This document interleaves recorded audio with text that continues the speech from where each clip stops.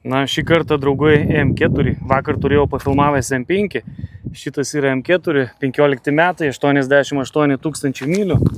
Turi keletą karbonų detalių, kaip matot. O jos pagrindinis pažeidimas tai yra per dugną gavosi. Bet yra žiauriai žema, tai čia nelabai ir prieisi pafilmuoti. Kaip matot, yra partronikai, balta spalva, parsiduoda draudimo kompanijos. Spalio 20 bus aukcionas.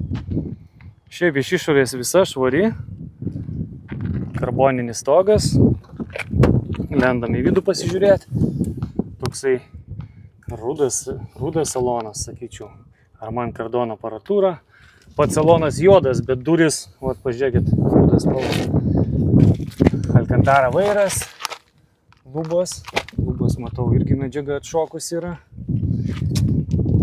bekarinės sėdynės. Kol kas statymų už ją nėra jokių. O, šitas metalas užkištas. Bet pažiūrėkit, hebra, 3 pedalai. Mechaninė greičių dėžė. Čia tai geras žvėriukas.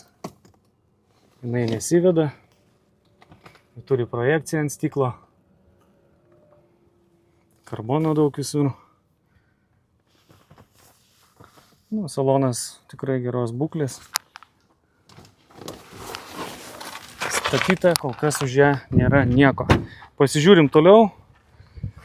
Karboninis spoileriukas, karboninės detalės galiniam bamperyje.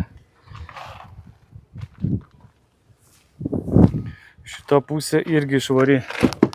Na, jis yra per dugną gavęs. Tos irgi karboninės.